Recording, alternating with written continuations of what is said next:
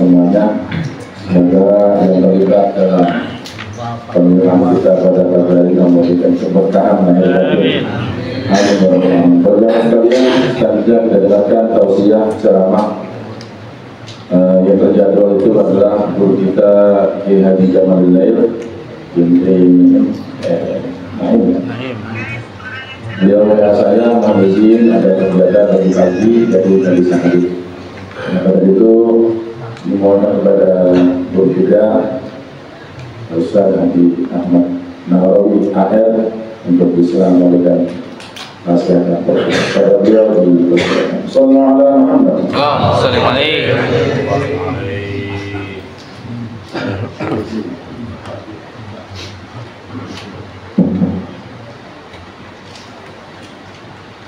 Assalamualaikum warahmatullahi wabarakatuh. Waalaikumsalam warahmatullahi wabarakatuh. Bismillahirrahmanirrahim. Alhamdulillahirabbil alamin wa bihi nasta'in ala umuri dunya waddin.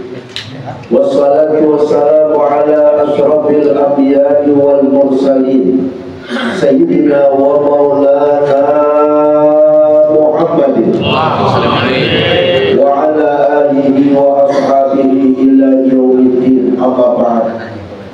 Wa qala Allah ta'ala fil Qur'anil Karim, a'udzu billahi minasy syaithanir rajim, bismillahirrahmanirrahim. Ya ayyuhan nas, inna khalaqnakum min dzakarin wa untha wa ja'alnakum shu'uban wa qabaila lita'arafu, inna akramakum 'indallahi atqakum, innallaha 'alimun khabir. Al-ayat, sadaqallahul aliyyul azim. Ma'asyiral muslimin rahmatullah, wa bil khusus yang sama-sama kita muliakan guru kita Bapak Kiai Haji Ubaidillah Abdul Jalil, mudah-mudahan guru kita panjang umur, sehat badannya, dimurahkan pintu-pintu rezekinya untuk bisa terus memberikan ilmunya buat kita semua, amin ya rabbal alamin. Juga hadir alhamdulillah guru kita Al-Ustaz Haji Jawas Abdul Hair, juga mudah-mudahan beliau panjang umur, sehat badannya untuk bisa memberikan ilmunya buat kita semua. Para sakis, para kiai, para alim ulama, kalau saya sebutin waktunya habis ini ya. Mohon maaf dua kali dia absen ya, namun tidak mengurangi rasa hormat dan takzim saya. Hadirin jamaah yang saya hormati, di dalam Al-Quran surat Al-Hujurat, dan kita ini ngaji bawa pulang nih, oleh-olehnya kita bawa pulang. Tepatnya di dalam surat Al-Hujurat ayat 13. Allah Ta'ala berfirman, yang tadi saya bacakan ayatnya, di dalam ayat ini ada 4 pelajaran yang bisa kita ambil, ada 4 hikmah yang bisa kita ambil. Apa yang pertama? Allah menyatakan dalam firman-Nya, ya ayyuhan nas, inna khalaqnakum min dzakarin wa untha. Wahai manusia, Allah katakan, kami telah ciptakan kamu dari 2 jenis gender yang berbeda, dari laki dan perempuan, maka jadilah kalian turun-temurun. Apa yang kita ambil dari ayat ini? Yang pertama, Allah menyatakan ya ayyuhan nas. Ini yang pertama hikmahnya, wahai manusia. Kenapa enggak Allah menyatakan ya ayyuhalladzina amanu, wahai orang-orang yang beriman? Allah menyatakan ya ayyuhan nas. Ini ada makna yang tersirat, hadirin.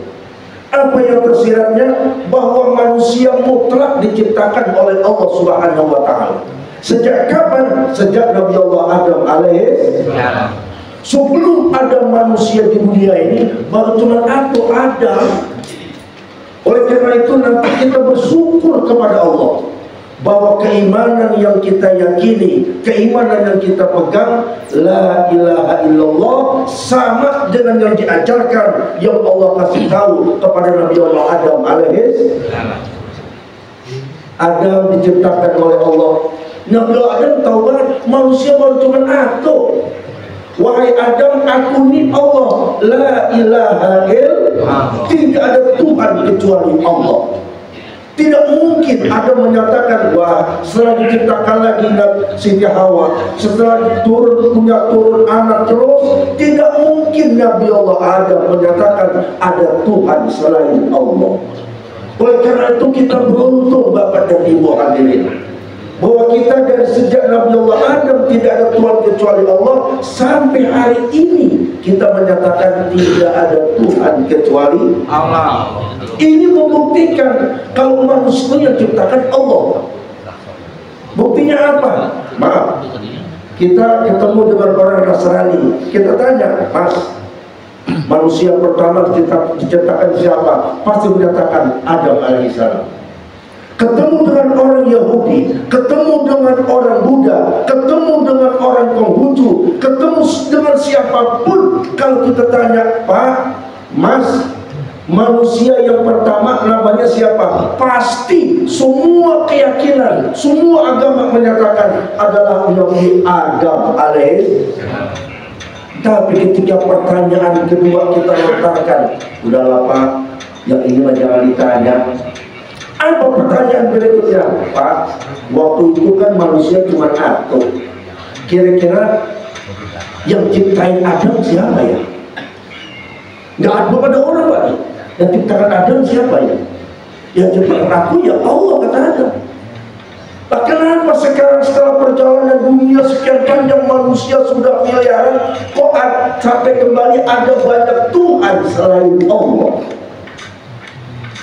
Maka karena itu kita beruntung sampai hari ini kita beriman kepada Allah. Sampai Allah katakan dalam Al-Quran, wala tamutunna illa wa antum, jangan kau mati, jangan kau tinggalkan istri, keluarga, kampung halamanmu kecuali kau masih beragama Islam. Nabi Allah Adam sudah Islam, beriman kepada Allah. Orang yang beriman kepada Allah itu namanya orang Islam, Pak. Makanya alhamdulillah sekarang kita masih jadi orang Islam. Pertahankan sampai mati, kata Allah. Ini pelajaran yang pertama. Ya ayuhan nas inna khalaqnakum min dzakarin wa untha. Itu pelajaran pertama, bahwa manusia seluruhnya diciptakan oleh Allah. Kenapa? Jadi banyak Tuhan. Macam-macam Mas. Jangan dulu sekarang banyak. Mungkin karena perempuan tadinya dia Islam, dapat calon istri orang di luar Islam, pindah. Mungkin karena jabatan, pindah. Karena kedudukan, pindah. Dalam perjalanan manusia yang panjang ribuan tahun dengan miliaran manusia, setan menggoda, iblis menggoda. Udahlah, jangan Tuhan dan bertuhan kepada Allah aja, masih banyak Tuhan, sehingga manusia terpecah. Masih ada yang beriman kepada Allah dan sudah ada yang tidak beriman kepada Allah. Kita beruntung masih bertuhan kepada Allah Subhanahu wa Ta'ala. Beruntung. Yang kedua, hikmah. Apa Allah nyatakan dalam Al-Quran? Wa ja'alnakum syu'uban wa qabaila, tujuannya lita'arafu. Aku Allah yang menjadikan bangsa-bangsa, aku Allah yang menjadikan suku-suku. Jadi dunia yang luas ini nggak bisa dipimpin oleh satu negara. Allah ciptakan banyak kelompok, ada kelompok negara, dari negara ada lagi di dalamnya suku-suku. Semua itu ciptaan Allah. Allah menyatakan lita'arafu, salinglah kenal mengenal. Enggak ada bangsa yang bisa hidup sendiri, Pak. Enggak ada suku yang bisa hidup sendiri. Amerika segitu hebatnya butuh negara lain. Soviet yang begitu kata negara adik kuasa hebat butuh negara lain. Nggak ada orang yang bisa hidup sendiri. Nggak ada bangsa negara yang bisa hidup sendiri. Mereka butuh kepada yang lain. Kenapa? Karena di tiap negara pasti ada kekurangannya. Mungkin teknologinya maju di Amerika, namun dia pangan kurang, dia beli dari Indonesia. Indonesia butuh teknologinya, saling membutuhkan.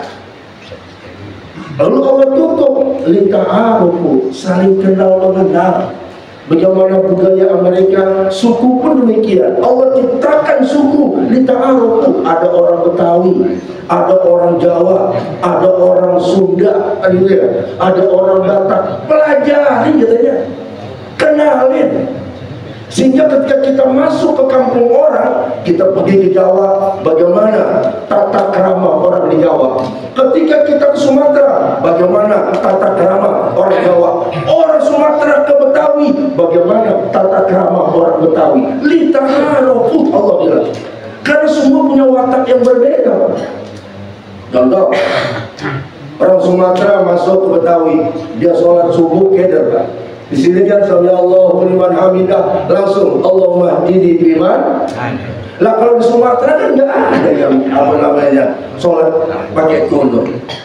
Kalau kata Imam Syafi'i, al-duyuk kal mayit, tamu itu bagaikan mayit. Ya udah ikutin aja. Yang orang dari Sumatera yang di Solo nggak pernah pakai kunut, ketika dia ada di tanah Betawi, ya sudah, orang kunut aja.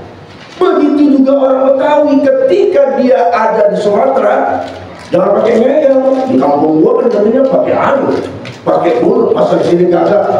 Lah, orang imam di Sumatera, Samiallahu liman hamidah, Allah Akbar. Ini orang Betawi masih Allah magini gimana adain. Lah kayaknya itu tidak membatalkan ibadah sholat. Saling menghargai, tepos liro katanya. Lita'arufu, Allah bilang. Makanya turun ayat yang pertama, Iqra, bukan sekedar baca, mikir. Lita'arufu, salinglah kenal mengenal. Sehingga umat Islam dewasa. Karena semuanya punya kekurangan, ada kelebihan dan kekurangan. Yang ketiga, Allah menutup, inna akramakum indallahi atqakum. Sesungguhnya yang paling mulia di sisi Allah, dialah yang paling takwa. Apakah orang Arab yang ada Ka'bah di sana paling takwa? Belum tentu. Apakah orang Indonesia yang jumlah umat Islamnya terbesar di dunia yang paling takwa? Belum tentu. Apakah yang pakai udeng-udeng sampai nyengsel dia punya sorbannya itu yang paling takwa? Belum tentu. Apakah cuma yang sekedar pakai baju, kaos itu tidak bertakwa? Belum tentu. Soal nilai takwa adalah Allah yang Maha Tahu. Yang penting kerjain aja sesuai dengan syariat agama jelas. Sehingga kita nggak bisa menilai orang, wow itu mah orang benar bilang. Ada kata guru kita tadi, sebuah daripada sebangun orang itu jangan lihat bangornya, lihat apa? Lihat perintahnya. Kali ini sholat naik, walaupun yang meninggal orang berjago, selayangin katanya. Ini perintah gitu ya. Nah hadirin yang terakhir, Allah menyatakan innallaha alimul khabir. Allah lah yang maha mengetahui dan Allah lah yang maha melihat. Sejauh apa Allah mengetahui? Apakah dengan kasat mata? Apa yang tergerak dalam hati kita? Sedikit tergerak, Allah mengetahui, Pak. Walaupun tidak diucapkan. Contoh, makanya kata Nabi kita Muhammad SAW dalam sabdanya, innamal a'malu binniyat, bahwasanya segala macam bentuk amal ditentukan dengan niat. Besok pengajian Porsila di Musola Al-Muqarrabin, dia datangkan hatinya.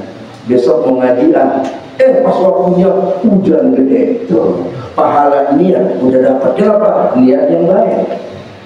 Makanya Islam rahmatan lil alamin, Pak. Begitu hebatnya rahmatnya Allah turunkan, umat Islam baru niat. Niatul mukmin khairun min amalihi. Niatnya orang mukmin lebih baik daripada amalnya si kafir. Orang kafir umpamanya dia nyumbang puluhan miliar, umat Islam cuma tiba niat besok mau ngaji di Porsila. Itu yang ada dalam getaran hatinya, Allah sudah nilai kebaikan. Tapi si kafir yang tidak beriman kepada Allah, puluhan miliar, setitik pun tidak Allah nilai. Ini kan kadang-kadang kampung kita beda. Saking baiknya orang di luar Islam, ada janda dibantuin, ada orang miskin dibantuin, ada janda yang muda kategori kita bukan dibantu, dibawa ke rumah, adanya gitu. Nah hadirin, begitu hebatnya nih orang di luar Islam, tak meninggal dunia. Saking gebleknya pengurus musola, bapak-bapak, saudara-saudara, kawan kita, tetangga kita, walaupun bukan saudara sama kita, bukan orang Islam, karena dia baik, nyok kita bacain Al-Fatihah. Lu belajar di mana? Lu belajar di mana? Orang yang bukan Islam dibacain Fatihah. Tapi segeblek-gebleknya orang Islam, sebrengsek-brengseknya orang Islam, semua yang kagak ngaji, bahkan matinya ada jarum suntik, bacain Fatihah, doakan. Kenapa? Itu saudara kita. Dari mana tahunya? Namanya Hasan, dia beriman kepada Allah, imannya sama dengan kita. Hebat kan itu, Pak? Nabi kita Muhammad SAW menyatukan kita umat Islam dengan tali la ilaha illallah. Nah hadirin, jadi Allah mengetahui kita bukan gerak yang kita lakukan, detak jantung hati sedikit Allah mengetahui. Makanya jangan sampai ada umat Islam punya niat-niat yang jelek. Rugi, Pak. Niat aja banyak yang baik-baik. Besok giliran posila di mana ya? Di sono, kalau banyak lagi mesra di musola sana. Pokoknya kalau tanah saya laku saya jual, saya pengen potongin kambing 3. Niat aja dalam hati, pahalanya udah dapat. Waktunya kagak, yang penting niat aja dulu gitu ya. Jangan niat yang jelek-jelek, niat baik terus, Pak. Kenapa rugi? Kalau cuma katanya niat baik dapat pahala, enggak niat yang baik terus niat yang baik, jangan niat yang jelek. Akhirnya diledek, lu mah cuma niat mulu, yang lama kan baru juga, datang juga dia kan gitu ya. Ini adalah pembelajaran ya Pak. Nah hadirin, inilah yang dapat saya sampaikan. Jadi dalam surat Al-Hujurat, surat yang agak panjang, ada 4 pelajaran. Yang pertama, Allah menciptakan manusia, seluruh manusia berasal dari satu ciptaan Allah. Beruntunglah kita yang sampai hari ini diajarkan oleh Rasulullah SAW, tidak ada Tuhan kecuali Allah. Yang kedua, pelajarannya Allah menciptakan dunia ini, menciptakan bangsa-bangsa dan menciptakan suku-suku, salinglah kenal mengenal untuk saling menghargai. Ada yang sukunya begini, hargai Pak. Pernah lihat dulu Pak, dulu meletus. Ada orang pakai apa namanya, punya kebudayaan, keyakinan, ditaruh sesembelahan macam-macam, ditendang oleh yang berjenggot, kena kasus dia. Tidak menghargai budaya orang, tidak menghargai. Kita harus menghargai, nggak boleh tidak. Itu soal keyakinan usaha masing-masing. Ditendang penumpaannya karena kasus akhirnya. Ini katanya musyrik, jangan begitu Kak, gitu ya. Kita harus saling menghargai. Yang ketiga, Allah menyatakan yang paling mulia di sisi Allah itulah orang yang takwa. Yang keempat, ilmu yang kita ambil, segala macam apa yang kita lakukan, jangankan yang bergerak, hanya yang berdetak di dalam hati, Allah Maha melihat dan mengetahui. Hadirin jamaah, inilah yang dapat saya sampaikan. Lebih kurang mohon maaf. Billahi taufiq wal hidayah. Wassalamualaikum warahmatullahi wabarakatuh.